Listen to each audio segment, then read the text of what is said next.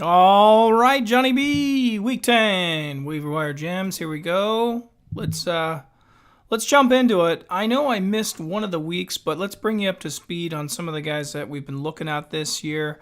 Hopefully, some have helped. Obviously, Philip Lindsay, probably the best guy off the waiver wire, unless someone drafted him. And there's a lot of leagues where he wasn't drafted, so hopefully that helped you out. I thought Tyler Boyd has done well. I told you to get Nick Chubb well in advance. That's within the first month of the season. Duke Johnson was recommended to stay on your bench. Nahem Hines, we talked Scantling. I think week 6, now he's all the rage on all the websites, right? Obviously, for the last couple of weeks anyway. So hopefully you got him earlier than when I suggested it, but catching up here, Ito Smith got in the end zone. Derrick Henry, like I said, I'm projecting a big playoff type of fantasy run for Derrick Henry and Ito Smith, so that's kind of why I got him on the team. I know Tevin Coleman had a really nice day for Atlanta. Don't take anything away from him. I just like Ito down the stretch.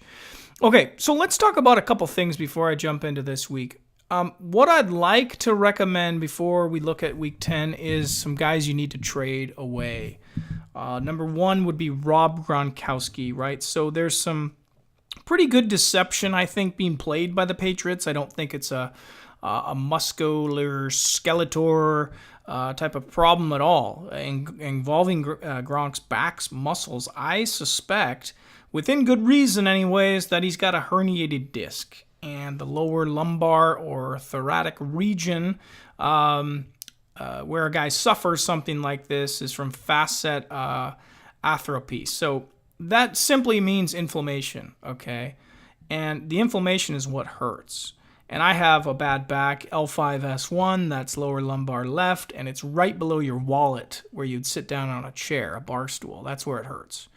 But the lower lumbar, which allows the spine, right, to twist back and forth, is what Gronk has going on here. He's getting older. He's been playing a while now, and I would suspect, if he's a smart dude, he'd retire. What does that mean for you? Trade him away. Oh, well, Johnny, you're telling me this a little late, aren't you? Yeah, I'm in the same boat. I own him in a couple of leagues. Good luck. No one wants anything for him. I'm still telling you to trade him away because there's some idiot out there that thinks, well, the Patriots always play well in the playoffs. Maybe you can get something for him, some coin, some draft picks if you play Dynasty, or a redraft, just get rid of Gronk. I don't think it's working. Dalvin Cook was receiving a lot of treatment for his hamstring. I tweeted out something the other day, knowledge I have on a good doctor buddy of mine who's pretty in tune with the NFL and some of the folks that work in the NFL. And he was getting an acupuncture treatment. It wasn't taking very well.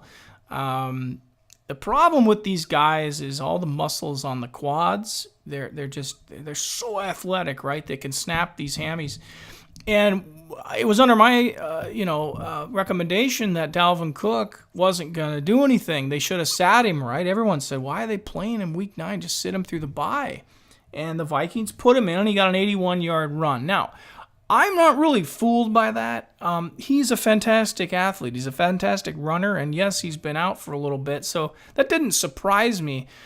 What I just don't think is going to be smart is if you're an owner, I'm not sure if you want to hang on to a guy that through the playoffs this could reoccur. That's why I just don't like it. Now, hey, prove me wrong, folks. He could be the waiver wire wonder if somebody already dropped him, which I highly doubt, or he's the playoff, superstar, Superman, as you get into week 13 through week 16 in the NFL. And in the fantasy playoffs, your championships. So, look, you can do whatever you want. I'm just saying, I'm not sold on Dalvin Cook. They got Latavius Murray. They're doing just fine with the running back situation. I don't like what I see, even though Dalvin got 81 yards. Prove me wrong. Leo Fournette, I just traded him away in a Dynasty Fantasy Football League. I think I came to the conclusion like week 2 or 3, the guy's just too big. Last year, I was all in on this guy, man. He was a touchdown beast. He's 23 years old. He's young. He can play for a team with the lead. But now the Jaguars are in a, I think, worse situation. They're slipping and sliding all over the place to the shell of what they once was. Quarterback situations, Bortles, I don't like what I see. So you throw in a TJ Yeldon who can steal carries at this point. I was really high on Corey Grant, as you all knew, and he got injured. I don't know what to say.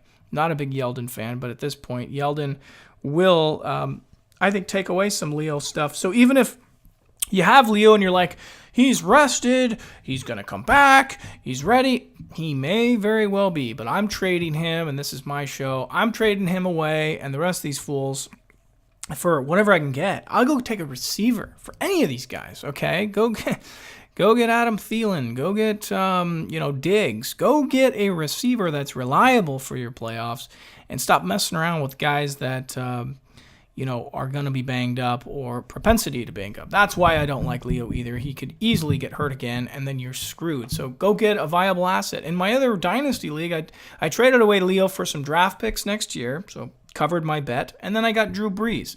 We play in a 2 QB Superflex. Let me try that again. With IDP. So I got a linebacker, I got some other stuff, and I gave away Leo to get Drew Brees and a bunch of draft picks. That way I cover my bet. And I got Tom Brady in that league, so now I got, Drew Brees and Brady. So those type of things are coming to mind where you need to start moving guys. Now, the hard part is how many people are going to want to trade you? I don't know. Join the club, man. It's tough. Week 10. Josh Adams, I think you've all heard his name, Philly, but I'm also throwing in Smallwood because you're going to have a room divided here. Some people think Adams, some people think Smallwood, some people think like me, like it's Corey Clement, who we told you week 1, Corey Clement. I was really excited for him. So, I guess I'll go Adams just a little bit more on the percentage. Mike Davis, I picked him up early in a couple leagues. I don't think we really talked about him because I wasn't really high on him. But granted, he makes the show just because he had a nice week last week. And Seattle, I don't know what else you say for the run game over there. So I'll take Mike Davis. Trenton Cannon, Jets, he's also a viable guy. You could probably stash somewhere. A lot of you guys are stashes too. Like, just hang on to him, see what happens with maybe an injury or the news if you got room, okay? So you can trade somebody else out. Wide receiver, I like David Moore. I like, obviously, Traquan Smith. Everyone's talking about the Saints. Maybe Des Bryant goes to the Saints. I don't know. All I know is Breeze is on fire. Catch some of that gold. Michael Gallup.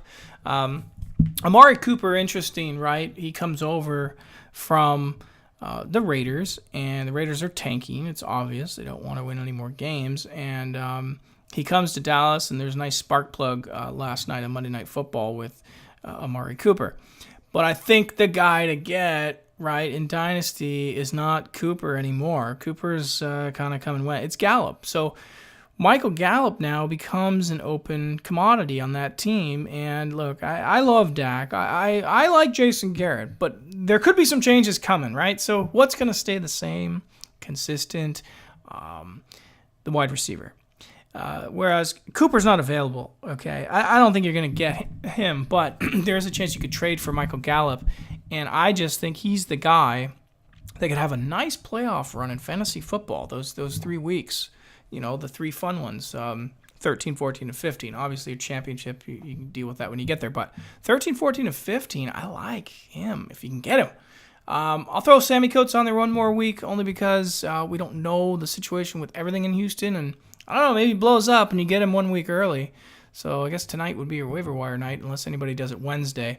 That's one thing I did want to talk about. There's a lot of talk on that on the Twitter today was, everyone should change their waiver wire to Wednesday. I disagree. I think if you do your homework, like we talk about on this show, do your homework and you can score some of these guys a day earlier. Well, wait for the injury report or whatever.